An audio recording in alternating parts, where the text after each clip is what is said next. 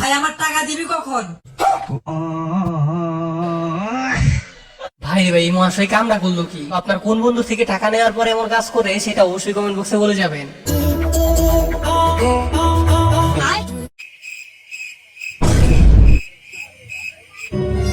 पूछो हम भी पूछने आए हैं।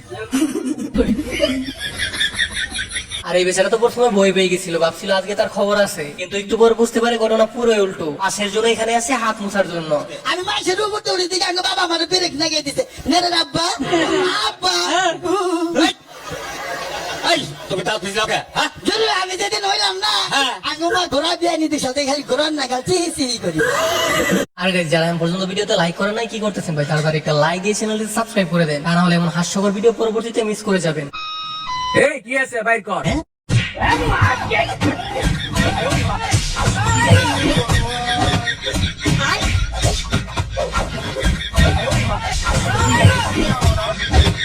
আর অস্থির বাঙালি যে কি জিনিস সেটা হয়তো এই ভিডিওটি দেখার পর আপনারা বুঝতে পারছেন। গেছিল এই কানার কাছ থেকে চুরি করার জন্য, আর তারপর যে কেলানিটা খেলো মনে হয় তার চুরি করার স্বাদ মিটে গেছে।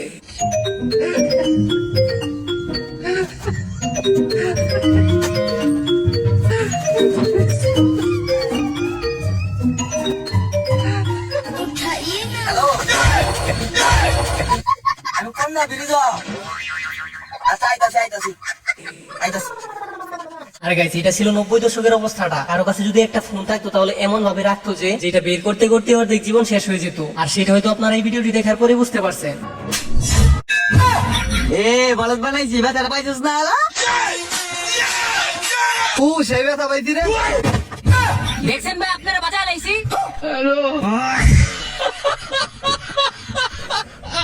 আর এর জন্যই বলে বাঙালি বুঝে কম চিল্লাই বেশি। বেচারা হাতে ব্যথায় কাতরাইতা ছিল, আর ওইদিকে ওই মহাশয় ভাবতে তাকে হয়তো কারেন্ট ধরছে। Happy birthday. Thank you.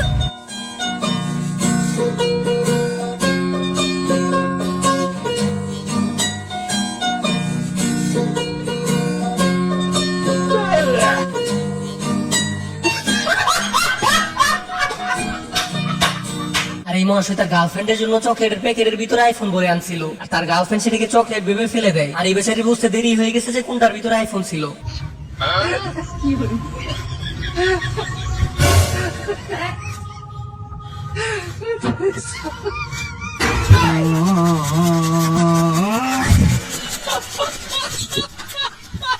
আর এই অস্থির বাঙালির কাছ থেকে যে আর কত কিছু দেখতে হবে জীবনে সেটা হয়তো উপরওয়ালাই ভালো জানে। আর কারেন্টের মাধ্যমে যে মানুষ মেশিনের মতো চলতে পারে এমন ঘটনা জীবনের প্রথম দেখলাম।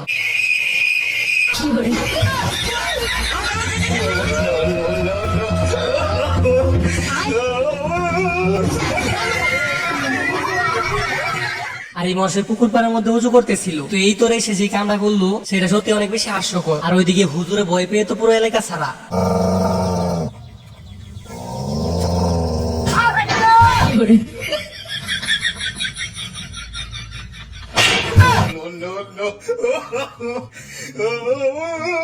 আর এই আইসক্রিম ওলা এসে কামটা করলো কি? সবাই তো একেবারে ভয় পেয়ে গেছে।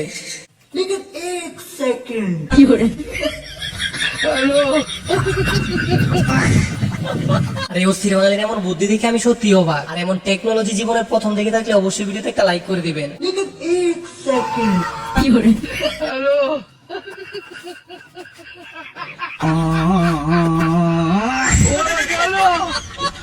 আর এর সাথে যেটা করছে সেটা সত্যি অনেক বেশি হাস্যকর।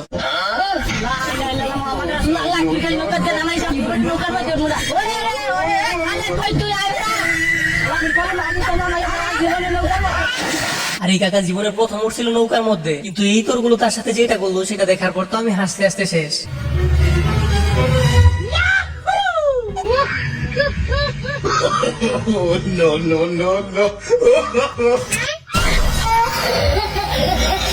আর এই দুই বলদে গেছিল কাঁঠাল পাড়ার জন্য, আর কাঁঠাল পাড়তে গিয়ে কি কাণ্ডটাই না ঘটালো সেটা তো আপনারা নিজে চোখেই দেখতে পেলেন।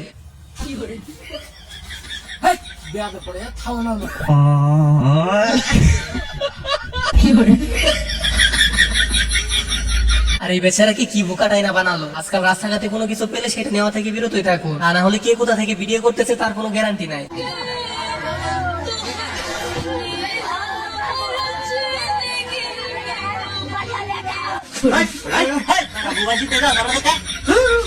আর বিশ্বাস করেন ভাই, ভিডিওটি দেখার পর তো আমি প্রথমে বই পেয়ে গেছিলাম। আসলে এরা ভিউয়ের জন্য এমন এমন ভিডিও বানায় যেটা দেখে মানুষ চমকে যায়। আর এদেরকে কি করা উচিত সেটা অবশ্যই কমেন্ট বক্সে বলে যাবেন।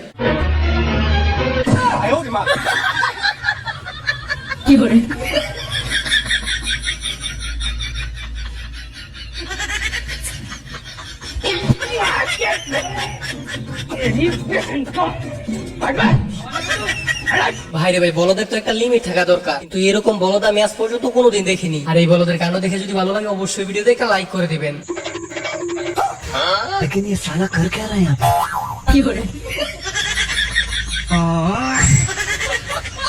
আর একে বলে অস্থির বাঙালি প্রোম্যাক্স। এখানে বোর্ডে লেখা ছিল সামনে আঁকা বাঁকা রাস্তা, আর এর কারণে সে কিভাবে হাঁটতেছে সেটা তো আপনারা নিজে চোখে দেখতে পেলেন।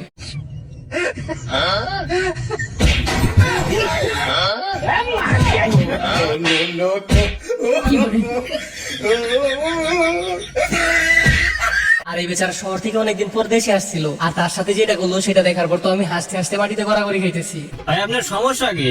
আমার তো প্রচুর রাগ করে ডাক্তার সাহেব। কে? আবার এক কথা কয়। ভাইরে ভাই, রোগীর সমস্যা হচ্ছে অতিরিক্ত রাগ, আর ডাক্তার এক কথা দুইবার জিজ্ঞেস করলে তো কেলানি খাবেই। लेकिन ये साला कर क्या रहा है यहाँ पे?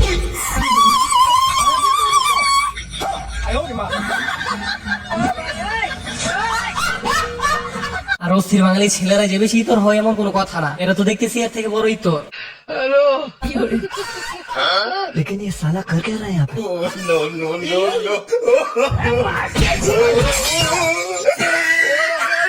আর এই হচ্ছে অস্থির বাঙালির অবস্থা, যেমন মালিক তার তেমন কর্মচারী। মালিকের কাজ পছন্দ হয় না আর কর্মচারীর বেশি রাগ।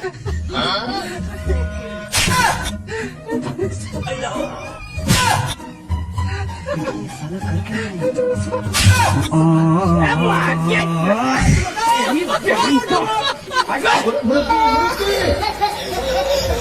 আর এরকম মাছ শিকারি আমি প্রথম দেখলাম। আর একে যদি কোনোভাবে পদ্মা নদীতে নামিয়ে দেওয়া যায় তাহলে সব ইলিশ ধরে ফেলবে। আর একে তো ছোটখাটো হলেও একটা নোবেল দেওয়া উচিত, আপনারা কি বলেন?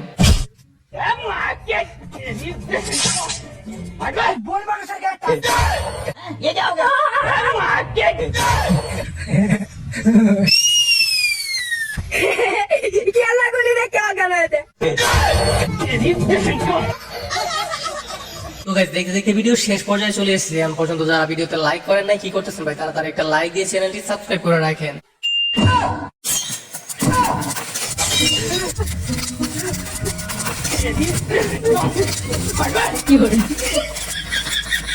আর এরা কি পপকর্ন বাঁচতেছে নাকি পপকর্ন তাদেরকে বাঁচতেছে, আমি সেটাই বুঝতেছি না। তাদের লাভ দেখে মনে হইতেছে পপকর্ন তাদেরকে বাঁচতেছে। আপা তুমি কই? এই যে আমরা ভুট্টা খেতে থেকে পাশের বাড়ি ললিতা ভাবি বাইরে হয়ে গেছে মাত্র। আটকাইতাম নাকি? 28টা তুই নিয়ে যাবি বাবা। 28টা আচ্ছা আপা ঠিক আছে তাইলে।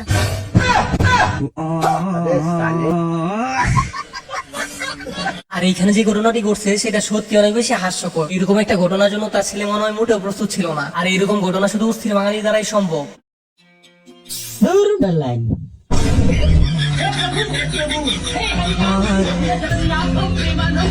আর এরা সব বন্ধু মিলে একসাথে খাইতেছিল, আর শুধু এক পলকের জন্য কারেন্টটা গেছিল। আর তারপর যেটা ঘটলো ভাই, সেটা সত্যি অনেক বেশি হাস্যকর। लेकिन ये साला कर क्या रहा है यहाँ पे?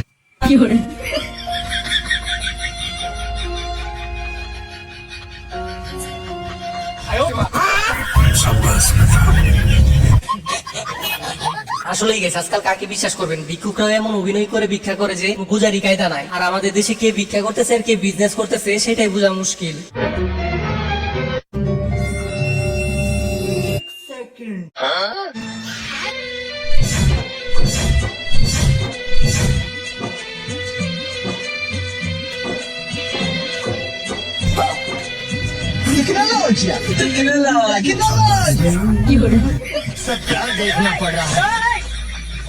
আর এটা কোনো কথা? আপনারাই বলেন। আগে দেখতাম বিন বাজালে সাপ আসতো, কিন্তু বিন বাজালে যে চাকুর আসে সেটা জীবনের প্রথমই দেখলাম।